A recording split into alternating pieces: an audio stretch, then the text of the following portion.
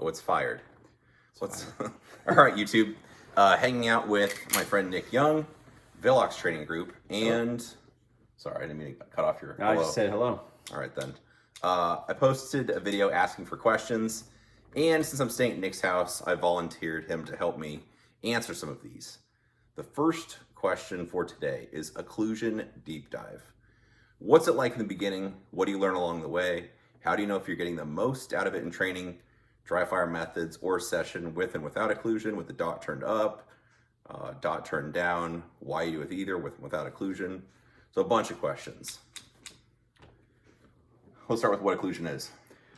So occluding your optic would be just putting something like a piece of tape over the front of your optic as a training tool. And I think that's where people tend to get it a little mixed up, at least from what I've heard people talk about. Yeah.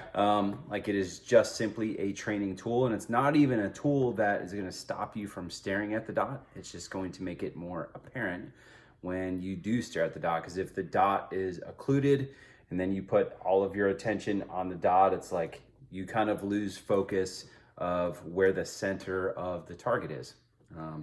So what you should be able to see is, like, for instance, if you brought the gun up in front of your face, like you should be able to see the target in detail and have the sight in the background. And in my opinion, it's like occluding just makes it easier for people to be aware of when they are staring at the dot. It's more or less like you get punished when it's occluded, which I tend to like, that because kind of it's thing. like you get punished and it's like pretty immediate. It's like, yep, I'm doing the wrong thing. I should not do that. Yeah, so with what you said, occlusion, blocking off this side, it's impossible then to look through the optic or just stare through the tube and only through the tube to try to see the target. So one eye is going to see your optic with the backer on it. I like just using black electrical tape, works fine. Your other eye sees everything else, and then your brain just puts them together. And the idea, yeah, like what you said, is to help you stay target focused. And if you stare at your sight more, it's going to punish you. The problem with this is, maybe the person asking the question, too many people ask me about occlusion and they've never tried it before. It'd be, well, bro, I love pizza a lot. And if you want to be like, tell me about this pizza, I'd be like, dude, just take a bite of the pizza. Yeah. As opposed to like, let me tell you about all the different toppings. Let me tell you what tomato tastes like. Have you ever heard of, cheese? Let me describe this. It's like, let's just try it and see what you think. Occlusion's the same way. People want to talk too much about like, well, what should I be getting out of it? What should I be experiencing? Like, dude, just try it and see what you think.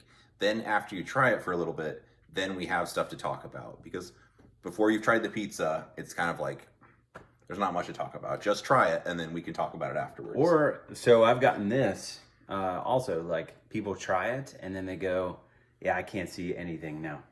I don't see the target now. It's like, occlusion is doing its job. And they're like, wait a minute, I'm not supposed to see the target. It's like, no, you're supposed to see the target, but that's letting you know that you are looking at your dot instead of the target. That's why you don't see it. I think it was funny. It was a couple of years ago where it was kind of the rage on the internet for a while. Things always go in trends. And there was a handful of instructors like, oh, so it's just blind fire. And I was like, yep, you obviously don't understand the concept, sir. You're just telling on yourself. Sure. Which that was kind of fun to talk about. Yeah. Well, I think, this is one thing that, like, if you occlude your optic and then you go, hell, now I can't see the target. It's like, I think what people need to understand about, target focus or dot occlusion for that matter is like, this stuff takes work. And this is something that I don't think ever really stops, you don't ever really stop trying to train this particular thing. Like, there's never a day when I go out and shoot or dry fire and I'm like, I don't need to be aware of that. Like, you're constantly aware of it. Yeah. The other part is I think people treat target focus like they did a little bit of used occlusion a little bit. Like, yep, I'm target focused. I never have the problem. They kind of just live in a delusional world where they think they have it, the box kind of checked, or they've got it figured out, and they're never going to accidentally look at their sight or do anything they don't intend to do. Instead, it's like, yep, I'm good at that. I never stare at the dot. And I don't think that's the case. 'Cause for a lot of people, there'll be a situation where you'll start staring at the dot. It'll depend for different people. Normally, when the targets get farther away or smaller, people kind of go from like, oh, if it's at 3 yards, it's pretty easy to be target focused. But when you're trying to hit a really small target a long ways out, people go from seeing all this to the next thing you know, they're really focused in hard and they're just staring at that little sight, trying to make it perfect on the target. For sure. Absolutely. What about dot brightness? So I think the more target focused you are, the brighter it can go. I tend to like mine pretty bright. I find that when I dim it way down, I look for it. So like if it's dimmed way down, like especially on transitions, like I find myself like, okay, like I know it's there, like the index is good enough, like I know that the gun is there and I know the dot is there, but it's like I find myself like hesitating just to get at least some sort of color confirmation. So that's why honestly I actually like the green dots better than the red ones, just because like I see the green dot way sooner than when I see the red ones, or I'm aware of it sooner. But like the green dots especially, like you need to make sure that you are staring at the target because they definitely jump out way more. Yeah, they are. So I agree. You should change the brightness. I would recommend not having your dot so bright. It's starbursts, but just a little bit under that's probably the bright spot for most people. Yeah, you know, I was playing with Accelerator the other day, and what I found was with the dot turned down just a little bit, right? Like not as bright as I normally would run it, say on like a match or whatever. I just turned it down one click. My 25-yard target was like this, but the hesitation on the front 7-yard target, like I could definitely feel it. Like I didn't see the dot as well as I would like to. And then bumped it up a couple notches up. Then my 25-yard target, the group opened up, but the front target, like I could shred it because I was able to see the dot sooner and just like what I perceived to be sooner, and this way I could shoot off a color confirmation.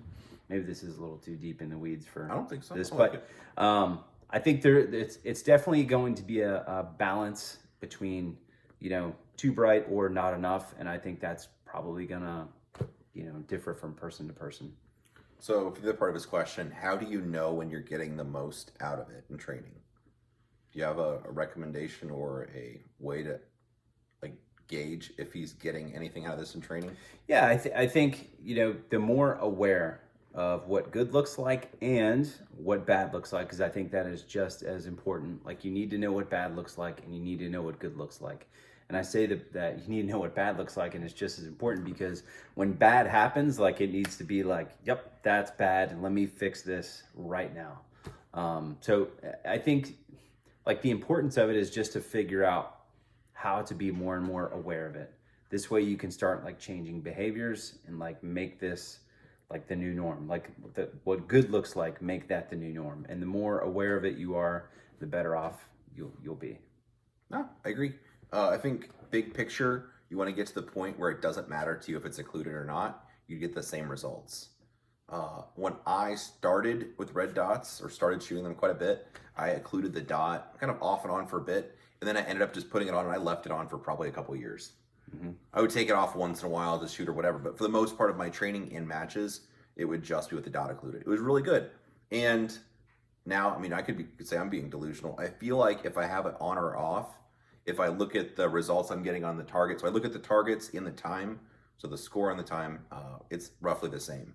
So I don't really have a strong preference anymore. But for a while, I would have a preference where I really, really like it occluded because I felt like I did a lot better at staying target focused. Mm-hmm. And so you kind of want to get to the point where it doesn't really matter if it's there or not. You don't have a drastic shift in performance. Yep.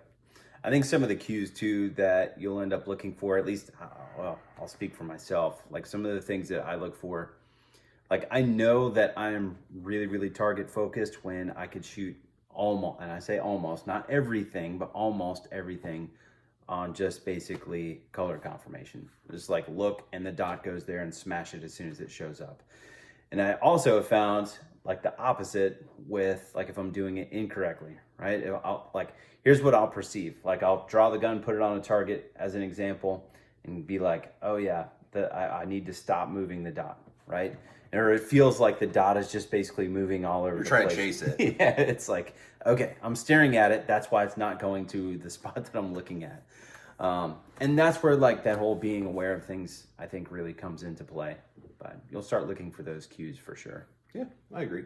So if it's something you haven't tried, you should. I think you should adjust the dot brightness. To answer the person's question directly, how do you know you're getting the most out of it? It's just your training. It's not like you get more out of something one day or the other. Training isn't just 1 week of training or 1 day of training. It's going to be something you do repetitively for maybe weeks or months or years. And then over an amount of time, maybe a couple months, you see that you've accomplished a lot more than you realize. But like within 1 day, it's tough to have a checklist to be, you're working on everything, but it's not like I got 5% better at target focus in my training today. It just doesn't work that way. Yep. It's kind of just a gradual thing that you keep working on. If you put sustained effort into it, you see an improvement in your skill. Yeah, for sure. I think maybe in the beginning, like the very beginning, you have like huge chunks. Sure. And the better you get, the more granular things are, and that like you'll basically start fighting for tenths. Yeah. Tenths here, tenths there. I agree. So, dude, I think we did it. I think we answered this question. this is good. Perfect. Well, we appreciate you guys watching. If you have any questions or comments, drop them below. We both try our best to read through the comments. So if it's something we can answer just with a sentence or two, we'll answer it that way. Otherwise, if we have to make another video to answer your question, we'll do that. So I appreciate you watching and have a good day.